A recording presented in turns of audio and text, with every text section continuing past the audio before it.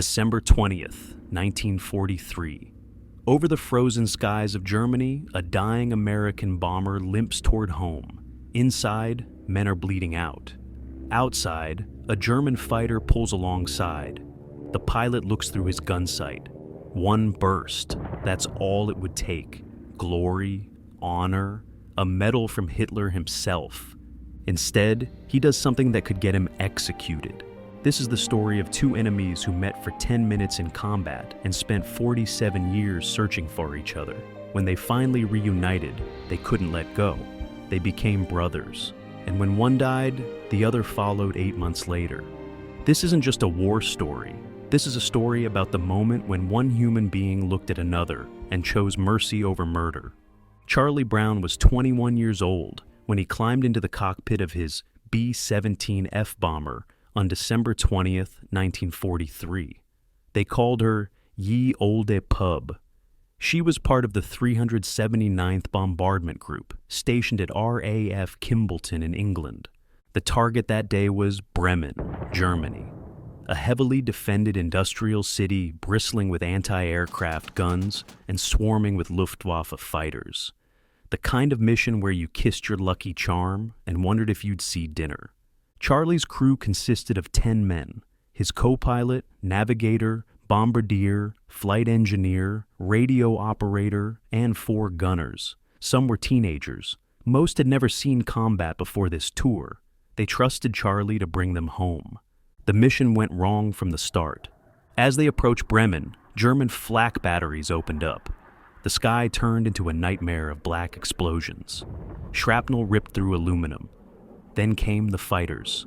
Messerschmitt, B, F-1, O-9s, and Focke-Wulf, 1-9.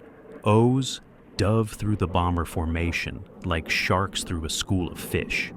Ya Old Pub took hit after hit. 20mm cannon shell exploded in the nose, nearly killing the navigator. The plexiglass shattered. Freezing air at -40 degrees screamed through the bomber at 250 miles per hour. Another shell destroyed the number 2 engine. Then, number 4 started smoking. A burst of gunfire killed the tail gunner instantly. The waist gunner took shrapnel to his leg. The ball turret gunner was wounded, but couldn't get out of his position. Blood froze on the fuselage, but the worst damage was to the controls.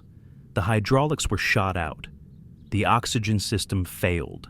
Half the crew was suffering from hypoxia, slowly suffocating at 27,000 feet. Charlie fought the yoke as the bomber fell out of formation, dropping toward the earth like a wounded bird. They were alone now, separated from the protection of the formation. Easy prey. Charlie managed to level off at around 10,000 feet, low enough to breathe without oxygen, but low enough to be hunted. He turned the crippled bomber toward England, toward home, toward a miracle they'd need to survive. The North Sea was 250 miles away. They had 2 engines barely working, no defenses, and a trail of smoke marking their position for every German fighter in the sky. They weren't going to make it. Franz Stigler was refueling and rearming his Bf-109 at a fighter base near Bremen when he saw the crippled B-17 stagger past.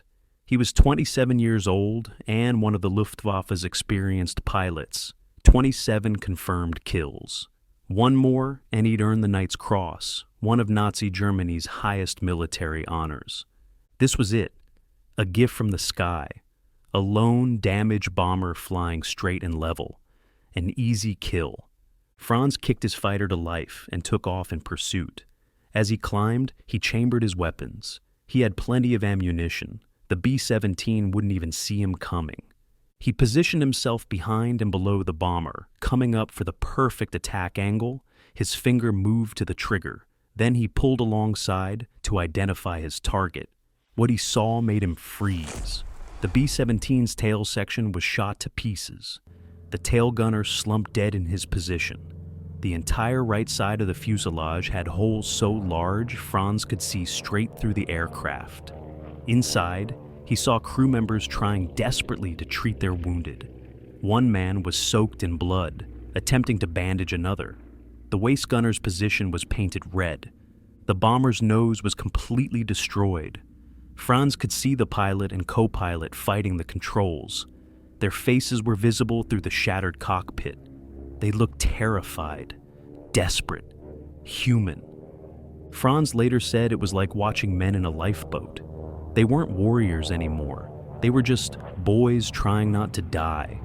And then Charlie Brown turned his head.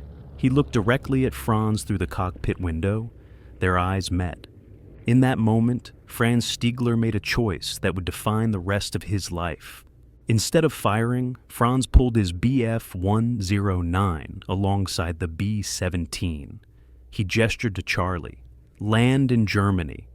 You'll get medical treatment. Become prisoners, but stay alive." Charlie shook his head.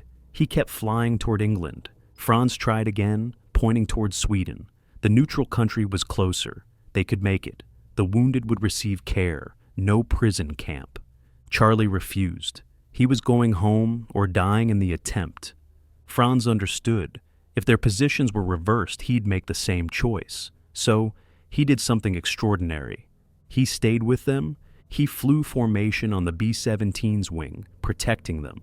When German flak batteries saw the bomber approaching and prepared to fire, they saw the BF-109 escort and held their fire, assuming it was a German aircraft bringing in a captured bomber. Franz flew them across the German coastline, past the last flak batteries, past the point where any other German fighter might intercept.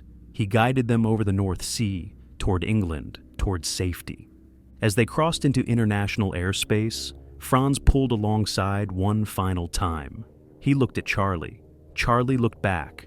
Franz snapped a salute, a gesture of respect between warriors, between human beings. Then he broke away and returned to Germany, knowing he could never speak of what he'd done. Yeah, old pub limped into RAF seething on December 20th, 1943. The ground crews couldn't believe what they saw. The bomber had over 400 holes in its fuselage. The tail section was barely attached. One entire side was shot through. The hydraulics were destroyed. By every calculation, this aircraft should have fallen out of the sky. 11 men came off that bomber. One was dead. The rest were wounded, but they were alive. Charlie Brown reported to debriefing. He told his commanding officers everything: the raid, the damage, the fighters. And then he told them about the German pilot who had escorted them to safety. The response was immediate and chilling. Never speak of this again. The order came from the top. If word got out that German pilots could show mercy, it might create dangerous sentiment among Allied crews. The official propaganda was clear. You can't be human and fly in a German cockpit. Every German was a Nazi. Every enemy deserved to die. Compassion had no place in total war. So Charlie stayed silent. He completed his combat tour, flew more missions, came home to West Virginia. He went to college on the GI Bill, rejoined the Air Force in 1949, and served until 1965. Became a State Department Foreign Service officer, made trips to Laos and Vietnam during those conflicts. Retired in 1972 as a lieutenant colonel and settled in Miami as an inventor. He built a good life, he raised a family, but he never forgot. Charlie's daughter would later recall her father's nightmares. She remembers him waking up in cold sweats. The war never really left him. The screaming of the engines, the smell of blood and hydraulic fluid, the faces of dying crew members, and always, underneath everything, one haunting image: the German pilot in the BF-109 flying alongside them, the man who looked him in the eyes, the enemy who chose mercy. Who was he? Did he survive the war? Did he ever think about that day? For 43 years, Charlie carried these questions. Meanwhile, Franz Stigler landed near Bremen after escorting the B-17 to safety. He said nothing to his commanding officers. What he'd done was a court-martial offense in Nazi Germany. The penalty for deliberately sparing enemy aircraft in combat was execution by firing squad. Franz kept his secret through the rest of the war. He survived Germany's collapse in 1945. He witnessed the chaos of defeat and the occupation. In 1953, he immigrated to Canada with his wife. He became a successful businessman in Vancouver. He too built a new life. He too tried to move on. But the memory of that day never left him. The B-17, with the massive holes in its fuselage, the wounded crew fighting to survive, the young pilot who looked back at him through the cockpit window. Franz would later say he lost his appetite for combat after that day. He stopped aggressively pursuing victory claims. The sight of that shattered bomber and its dying crew changed something fundamental in him. He'd seen the human cost of war up close, and it broke something inside. Both men carried the memory in silence for decades. An encounter that lasted maybe 10 minutes had marked them both permanently. 1986, Boston. A combat pilot reunion called The Gathering of the Eagles. Boeing invited old fighter pilots to celebrate the 50th anniversary of the B-17's first flight in 1935. Charlie Brown, now 64 years old, attended. During the event, someone asked if he had any memorable missions during World War II. Charlie hesitated. He'd kept the secret for 43 years. But something made him speak. He told the story. The crippled bomber, the German fighter that appeared on their wing, the escort to safety, the salute. The room went silent. Then people gathered around him with questions. How had he never tried to find this pilot? Who was he? Did he survive the war? Charlie realized he'd carried this question for 43 years without ever seriously trying to answer it. That night, he decided, I need to find him. Charlie started with official channels. He contacted the U.S. Air Force. He wrote to West German Air Force archives. He requested records from the Army Air Force's historical office. Surely someone somewhere had documentation of German pilots stationed near Bremen in December 1943. Months passed, then a year, then 2 years, 3, 4. The records didn't exist, or they were incomplete, or they'd been lost, or they were classified. Dead end after dead end. The German military archives were scattered across divided Germany. The Luftwaffe's detailed records were destroyed in bombing raids or captured by the Soviets. Finding one specific pilot from one specific day in 1943 was nearly impossible. But Charlie couldn't let it go. His nightmares continued. The question haunted him. Who was the German pilot? In 1989, Charlie tried a different approach. He wrote a detailed account of the incident and sent it to a newsletter for combat pilots. The newsletter had both American and German veteran subscribers. The letter described everything he remembered: the date, December 20th, 1943, the location, near Bremen, the circumstances, a crippled B-17 escorted by a German fighter, the F-109's markings, and one specific detail that only the real pilot would know. The German had looked directly at him and given a salute before breaking away. Charlie sent the letter and waited. He was 67 years old now. More than 46 years had passed since that day over Germany. The German pilot might be dead, might never have survived the war, might have died in the decades since. But Charlie had to try one more time. Meanwhile, in Vancouver, Canada, Franz Stigler was 74 years old. He too had been making quiet inquiries over the years. He wanted to know if the bomber made it back, if the crew survived. He'd contacted old Luftwaffe associations, asked around at veteran gatherings, no answers. Then, in January 1990, Franz saw Charlie's letter in the Combat Pilot newsletter. He read it once, then again. The date matched, the location matched, the circumstances matched perfectly. After 47 years, Franz knew the answer to his question. The B-17 crew survived. They made it home. Franz sat down and wrote a response, 4 words that would change both their lives. I was the one. January 18th, 1990. Charlie Brown received an envelope from Canada. His hands shook as he opened it. Inside was a letter that began, "I was the one."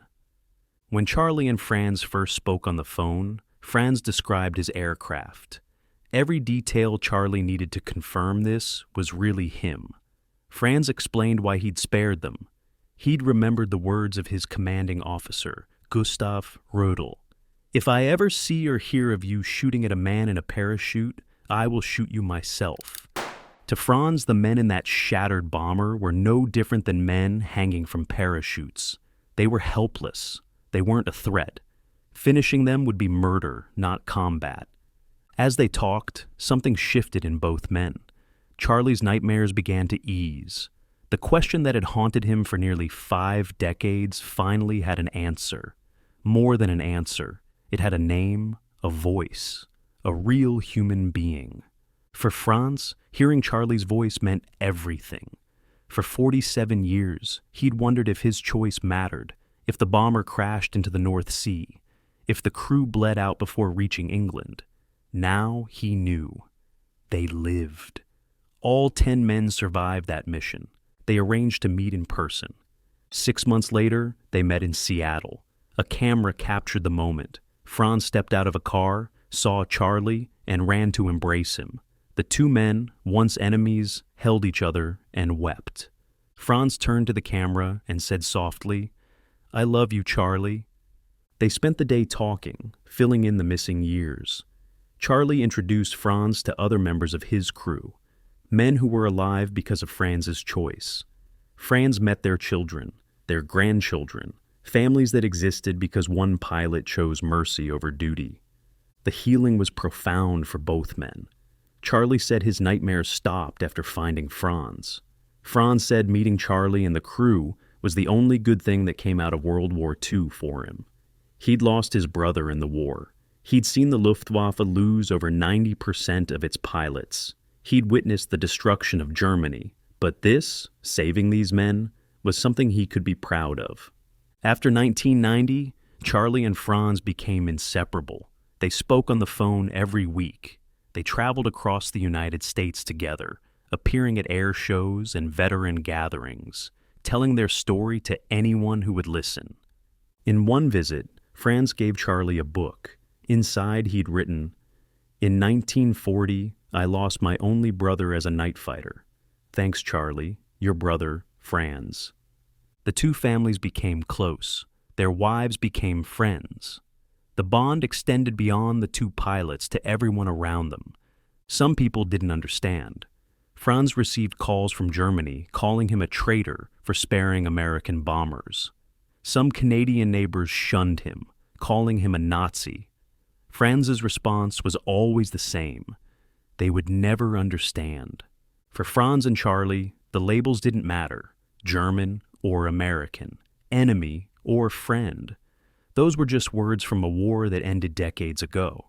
What mattered was what happened on December 20th, 1943, when one man looked at another and chose humanity over duty. The friendship lasted 18 years. On March 22, 2008, Franz Stigler died in Vancouver, Canada. He was 92 years old. 8 months later, on November 24th, 2008, Charlie Brown died in Miami, Florida. He was 86. They're buried thousands of miles apart, but their story remains inseparable. 2 men who met for 10 minutes in combat in 1943 became brothers for the last 18 years of their lives. Their story became a book called A Higher Call, written with the help of author Adam Makos. The book became a bestseller, introducing their story to millions who'd never heard it. But the real legacy isn't the book or the fame or the recognition that came late in their lives. The real legacy is what Franz Stigler taught us, that even in war, humanity can prevail, that you can wear an enemy uniform and still see the human beings on the other side. That one moment of mercy can echo through decades, healing wounds that never fully close. 47 years to find each other, 18 years together. Both died within 8 months, as if neither could exist long without the other. That's not just a war story. That's a story about what it means to be human when everything around you demands you stop being human. It's a story about the moment when compassion defeats duty, when mercy defeats orders, when one person looks at another and refuses to pull the trigger. This is the story of how two enemies became brothers, and how love, in the end, is stronger than war.